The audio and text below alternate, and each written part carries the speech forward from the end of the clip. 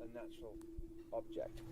It's an unnatural object. I think that it was part of, and I was maybe a part of something else, and it was then moved in to this specific spot now, to be used for a number of different reasons, right? As an amplification system, through Saturn, which we can talk about. But I believe I think there's multiple bases on the moon. There's multiple Nazi bases on the moon. There's multiple Draco bases on the moon. They seem to be able to get on the Fourth Reich and the Dracos to some extent. They seem to be able to get on to some extent. There's the soul catching machine, which is which is on the moon. And which is then the amnesia. So you go through the machine. I sort of have a weird sort of feeling of remembering it, and remembering the feeling of it, and wanting to pull away. I remember being killed before. So, but you don't get a full life review. You're supposed. Everything is wrong with this whole system setup. You're supposed to have a life review. You're supposed to look, if you were doing this this way, look at what you've done. Look at it. There's no bad or good. There's no judgment. There's no judgment. Like, look, you can ignore that part. Here. Now you're banished to here or banished to there, because we're all here trying to learn and understand.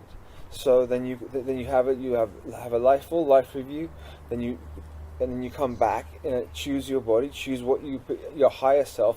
Okay, well, he goes into all that new agey stuff, but the interesting thing there is that that's another, guy talking about a soul catching machine on the moon. Well, my experience is 1991. I had that experience of somehow traveling to the moon. I think it was, I can't exactly tell you how I traveled there. Out of body, vision, whatever, but I was kind of transported there. And I was writing about it. I was writing a story called Cities of Light based on that, because I saw there was a crystal city.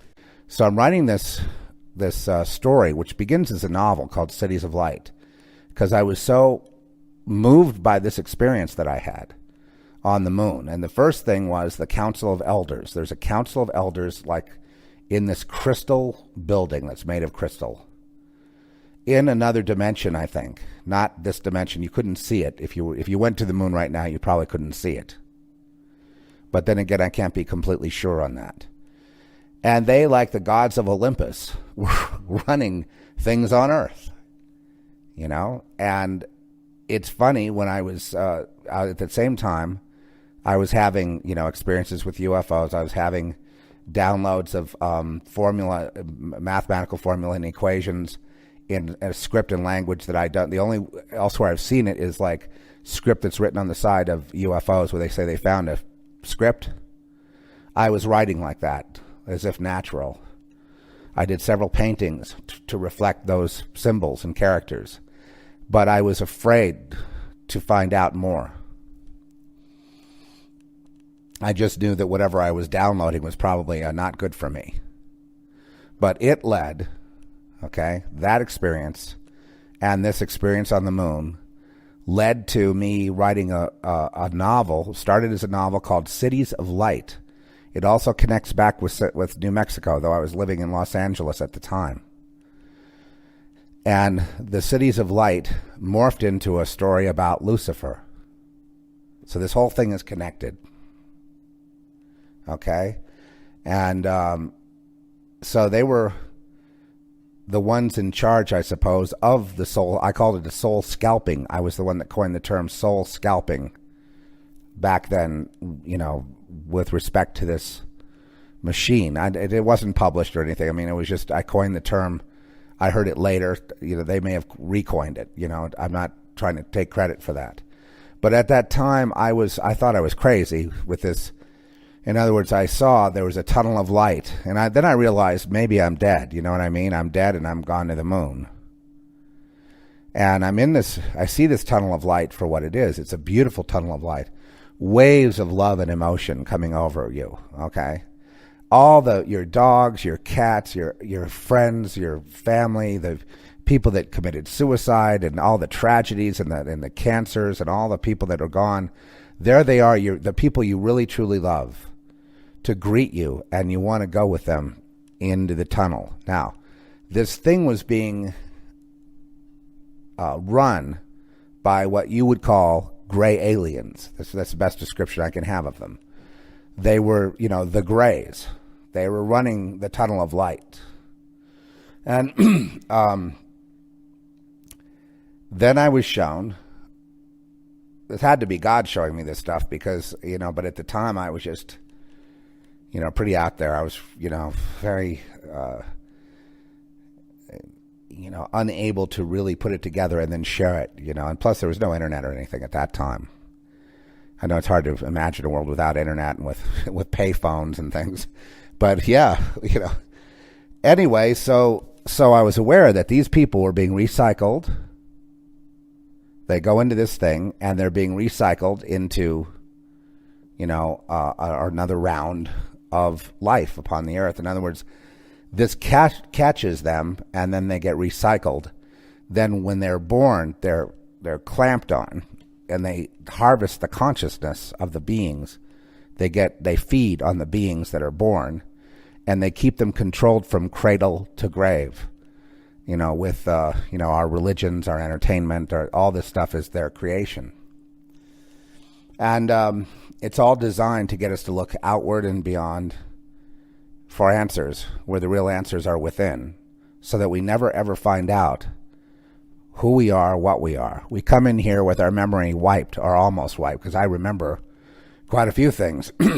For example, I know this is not my first rodeo. And I know a lot of things about other kinds of incarnation, like multiple incarnation, multidimensional incarnation, infinite incarnation. I know about being a co-creator with God. I know about all these things. I know about spiritual warfare. I know about angelic warfare. I know exactly how to do it because I went up against the UFOs that were plaguing me and defeated them. And I don't know many people that can say that. This was out of my own knowledge, not in a book, not in the Bible. I just knew what to do. I had done it a million times before. This was not my first rodeo. Look where it's leading me. No one's talking to me about Jesus. No one's talking about anything. This is how it's going. I'm doing paintings at the time. We have a visitor. We have a gray alien coming into the bedroom. They're trying to abduct me out the window, scared to death with the black eyes looking right through me. That experience then triggered a memory of satanic ritual abuse in my family that was held next door on a street we lived in Los Angeles, and orchestrated by the women, the sewing circle, and the children were there being indoctrinated by adult males having anal sex with the kids and oral sex, with children that were, maybe 5 or 6 years old.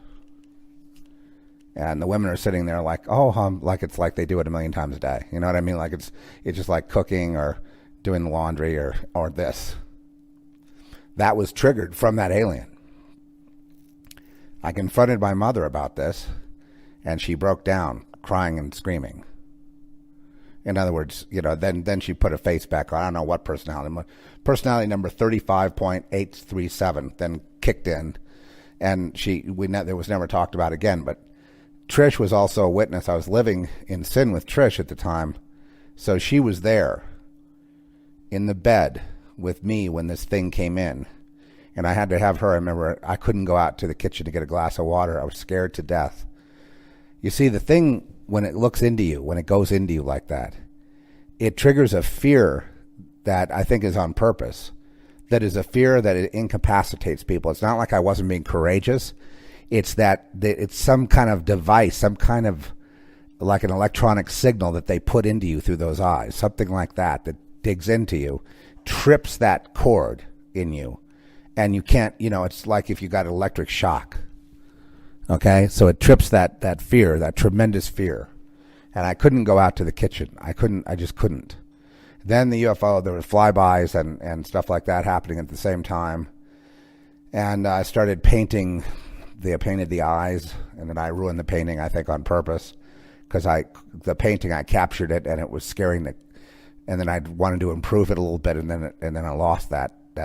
I had a painting that actually did what I said. If you looked at it, it would do that to you. If you were an abductee, and this is very real, by the way, the whole abductee thing is very real. It's all real. You can't just say, well, these are just demons, because there's all kinds of varieties of these things. With the guys in the councils, are they demons? Are these demons? They're all demons. What does the word demon mean then? It means it applies to all these very differentiated beings. Is that what it is? Demon is kind of a catch-all for everything. See, that's the problem with, I never could get any answers from people. I tried to explain to the church shushed me, and they didn't want me to say a word about any of this. This stuff goes on in secret.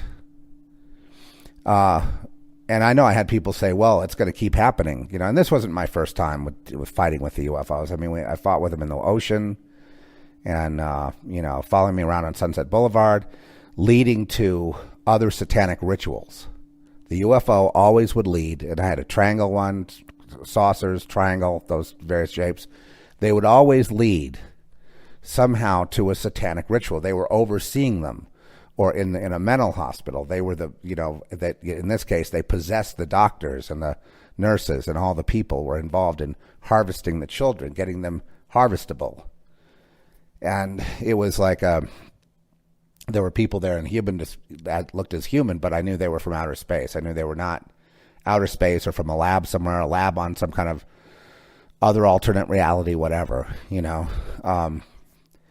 But anyway, this thing on the moon, I didn't look around much. I was inside the room where I called them elders at the time, all in white, very, very, the classic Aryan, that is described on the ships, very, very, the gods of the Nazis, perhaps.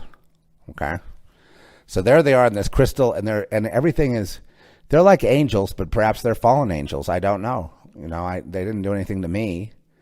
I saw that nothing happens upon the earth without their being involved in it. At the same time, if we say God is sovereign, well, then God is ruling over them too. It's ruling over all of it. So we could just have that as a proviso here that just applies to everything. But meanwhile, this is the truth. Okay, so I've heard other people talking about something similar, about bases on the moon, cities on the moon, and I don't know about a crystal building like that, but they were also somehow controlling the soul-scalping device that gets people to go into the tunnel of light, and then they're put on spin dry, or spin cycled, and they don't get anywhere. These people then are, it's not like they go on like some people have done, to me it's like necromancy. It's neither here. I never believe people that talked about the realm on the other side, death, because this is a realm. There's a realm of death dimension next to and intertwined with the dimension of life here on the earth. So there's the realm of the dead here. There's Hades here. Well, my proof is that people who pass through with their consent, because it's all about, we have free will, thank God, right?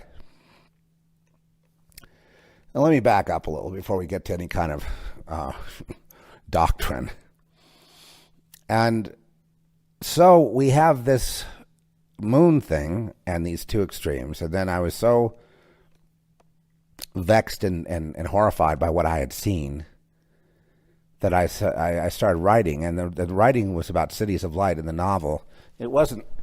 Gosh, I hate that.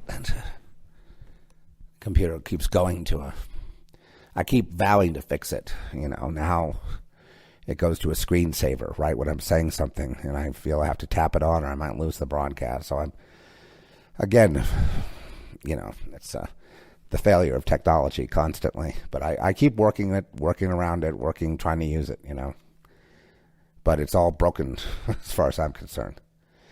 Anyway, so then Earth, is... That led to writing this thing, Cities of Light, and it was really going to be about this crystal city on the moon and these people that I saw there.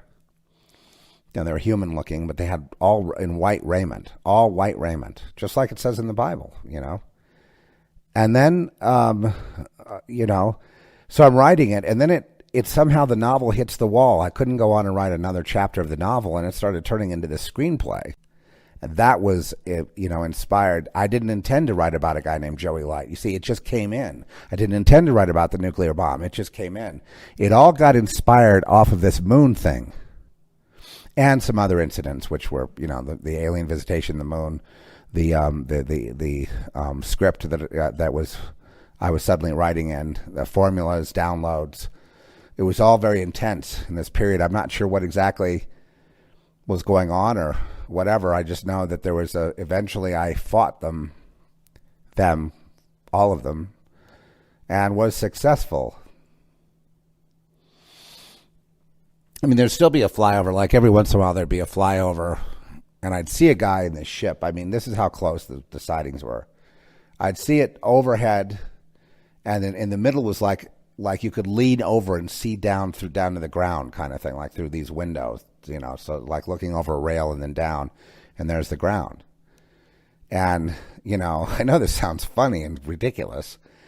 And it could it be fantasy? I suppose it could have just been an illusion that was given to me. I mean, I'm not saying anything is in cement here, but they're looking over and they're laughing at me and pointing at me like I'm stuck on the ground. Like I used to fly. I used to be, I used to be something. I used to be able to do stuff. But look at me, stuck on the ground. Ah, ha, ha, ha. Stuck, a stupid human stuck on the ground. Ah, ha, ha, ha.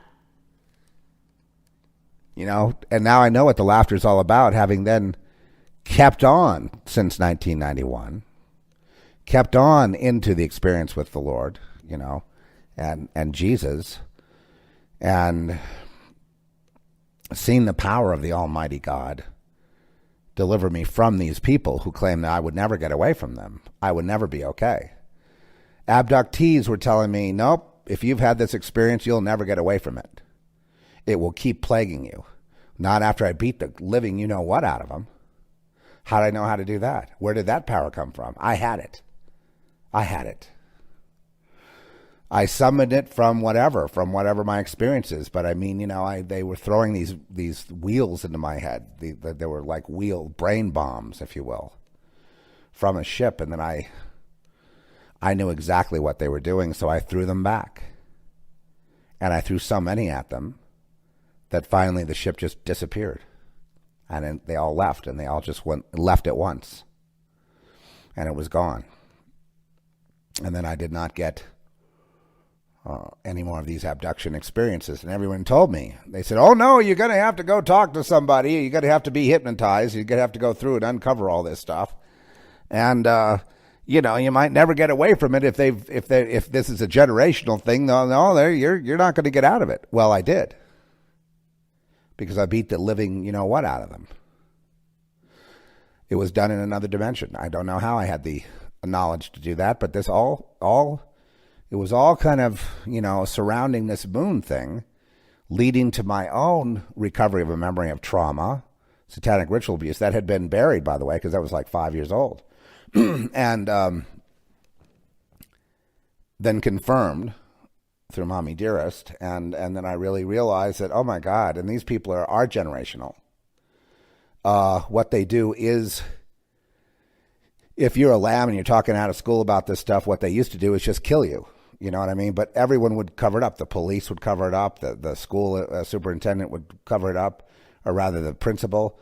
The other kids would cover it. Everybody would participate in the cover-up worldwide, 365, 24/7. That's the world you live in. Now, I have a unique perspective because I've been in the world you live in and seen exactly what world you live in. Note, the track that featured Kelly Rowley, which she did a fantastic job on definitely the right choice as acting that part and then singing, almost like Mary Poppins at the end there when they finally reprogrammed her, and it could also be taken that she died and they recycled her and she was put into a life of ribbons and rainbows, and oh, how nice, mission accomplished. simulacra. I'm surprised, if I were any kind of sci-fi guy or whatever, I would put that track in a movie so fast, but, I can't, most of those people in Hollywood that make those decisions, they're all under complete, and now I will say it, angelic, demonic, fallen angel, demonic control. They're, because they don't let you play with the toys and play with the other children unless you are one of them. And the only way you could become one of them is if they make you into one of them, which means they put you to sleep, who you are, and they make you believe this is a real life you're having. So then they program you to go run after the rabbit. And the rabbit goes around and around, right? So you run around and around. And that's like 99% of the people out there are running after the rabbit. You know that, right? They're not even conscious. We're having a big awakening. No, we're not. Business is good. We're not. I watch the television. None of those people are awake. Any channel you want. They're all asleep. I see people acting out in the movies. The director, the writer, all the actors, the crew, they're all asleep. So why wouldn't everyone be? Unless you had experience like this. Or something that would open your eyes. Most people just yeah, that's all nice, but I got to make a living. They're unconscious. Well, I knew there was a reason why that was all shown to me. Because I guess I had always been somebody, especially back then I was young, and I was really intense. But the more I tried to explain to people what I was uncovering and discovering, the more they tuned me out. The more it fell on deaf ears. I couldn't get anyone to listen to me about the soul-scalping machine on the moon until one day, or maybe a few years later, John Lear said it. John Lear said it. I haven't heard his specifics on that. I just read what, kind of what he said. It's a little different, I incorporate the tunnel of light because that's what I saw. I saw the tunnel of light like everyone sees. And the people and all the, memories coming to life of people you lost and whatever. And you get to go be with them. And it's all waves of love. You've experienced nothing but intense love. You want to go into the light. And the grays are orchestrating it. And you wind up back here. Only with amnesia. That's all part of it. That's the experience I had, and that's and then there's this guy, Max Spiers, and he seems to talk about anything and everything from kind of a new agey perspective. So I discount a lot of what he says because it seems like doctrine, a lot of it's doctrine. But in terms of the structure of his story about the moon and the device there that controls the souls, it's dead on, So did he get that from John Lear and copy? He could have. I don't care whether he has credibility or not. I'm sure there's a lot of people who've debunked him, and he's a controversial figure. Did he just want to be famous? I don't know. I have no. I don't need him to be right or wrong. The fact is, this is what he's going at, and a lot of people are interested in what he has to say. So the fact that he said this. He says he's been there and he's experienced it. Well, I'm the only one I know who's actually experienced it and lived to tell about it. So he says he's died and gone through that thing a few times.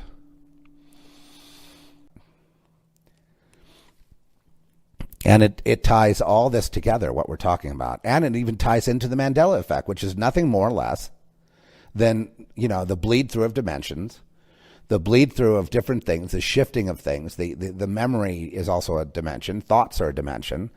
When you're taken somewhere out of body, let's say, or, you think you're going in your spirit, or, something of you is going there to the moon. I do believe I went there, so it must have been an out of body experience. But again, none of this stuff is, when we start tying it down to human logic, that's where we blow the story. That's where we become liars. And I'm not going to do that with you. If I said that the souls are recycled there, I say, yeah.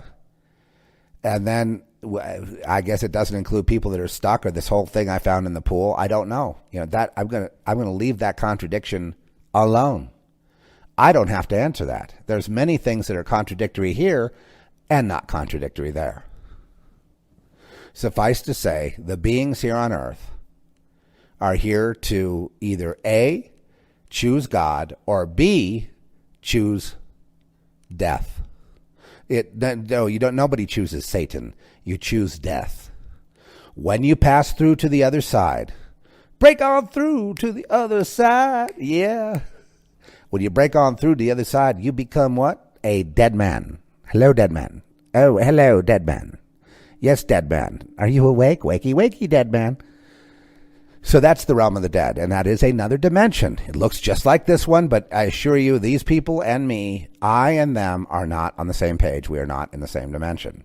We may have to cooperate and use each other from time to time and try to be civil and all that, and we do, but we are not from the same place. Where you come from? Well, I don't come from where you come from, but, I guess that's what we got to deal with. Hey, we're at war, baby. That's right. Humans are not here for their own pleasure. Humans are here, and they're here to be harvested as food. And that's the only purpose they really have, and that's why they're recycled. What's harvested is consciousness, the human consciousness in the image, likeness of God. So a piece of God, if you will, can then be used to create whatever they want to create. It's a way of usurping God's power through the human so they can do their own thing. Yeah, so that's where all the UFOs and the machine on the moon and the crystal cities and the Nazis, both here and on Mars and the moon and wherever else they are. All this stuff ties together into one whole gestalt of existence. L'existence. A piece de resistance. Yeah. So it all ties together, in a non-linear way. The human needs to understand that they want that from you for a raison d'etre. The reason that you live is the reason you go through the tunnel of light. I guess not everyone has that experience. I mean, with me, I don't anticipate any tunnel of light because I go with my Lord. The same with you, I think. You know what I mean? I don't want to go there. I've already seen through it. I'm warning other people like I did I was with Art Bell on the Art Bell show that one time, and I did talk about this. And he said, "Oh, no, you've disturbed me about the tunnel of light business." I said, "Well, that's what happened to me. I experienced it. I saw it. And I saw the result of it. You wind up right back here." And I used to say this, but around the Christians, I started pulling my punches. So I didn't, say reincarnation, but it is a recycling. I did say that back then, and I got in trouble for it. And but hey, the truth is the truth, so I'm saying it now. You drive it yourself with the scriptures. If you're one of these guys that has to have everything line up with scripture, there's a lot of stuff that happens that no one ever wrote about.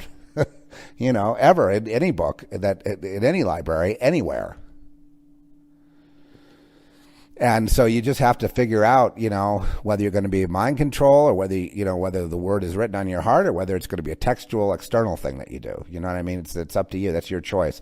I'm not going to preach at you because everyone's on their own level, I trust that you're doing diligent work. I trust that you're not, lazily minded. I trust that you're going to, your mileage varies, of course, from mine. But, the thing is, we're all on a different level heading toward, I would say, the light, the true light, the light that the war is all about. The whole world is at war 24/7, 365 against God. The whole world. And practically everyone and everything in the world. And on top of it, the most bizarre thing is the world isn't even real. There is no reality here. It's more akin to a dream state that mimics what we might call reality, that we kind of collectively agree on. But the real reality is what's hidden, what we don't see. The fake reality is what we do see. It's like we're turned inside out and backwards, right? So we can't see the truth. It's called the curse of humanity, or if you like, the fall of human.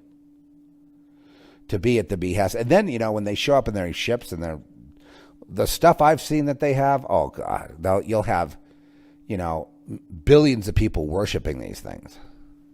Worshiping the tunnel of light. Worshiping the crystal city.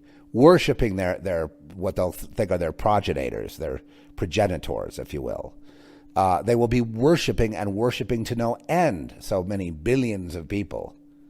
And so the veil stays shut. Thank you. So that they can't just come in here and do that. And who keeps the veil shut? The Almighty God. And that is exactly why I go with God. Because he trumps them. He's the real power. Not witchcraft. Not UFOs. Not high technology, which is a joke. Half this stuff around here doesn't even work. Not cloning. Not eternal life in man's terms, stuck in a 3D hellish hell. I'm sorry, we're in hell. This is hell. The idea of being endlessly recycled in this thing is complete hell. That does jibe, too, with Eastern cosmogony and cosmology, the idea that man is stuck in the wheel, the Dharma wheel. Birth, birth, birth, birth, over and over and over, and they got to get off the wheel. So the Buddha seeks to meditate until it extinguishes all desire. Just extinguishes all of it until there's no pull left in going into death, so that the Buddhas can die without desire, so he will not be reincarnated into the world, because the world is suffering. What's the first tenet of Buddhism, folks? What's the first tenet of Buddhism? All life is suffering. What does the Bible say about suffering? To be a conscious being alive on earth, what did Jesus do? He suffered. What do the people of Christ do? We suffer, right? Because the doors are slammed in your face. You are not given the same opportunity, not treated the same. This is the age of Christian persecution. You might have noticed. It's finally come to America. What do you know? At long last.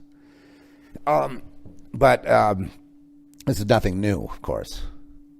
Persecution of various people. Right now we have white males are being persecuted. The white male is being persecuted for causing all the damage in all the world. Seriously, this is the stupidest place I've ever been. And these are the stupidest people I've ever seen. And I'd actually rather just play among the stars and hang out with these so-called advanced beings, but they're kind of, puppets too. They wind up singing the praises of the fallen one. So it's like, I can't do that because I got you beat there, buddy.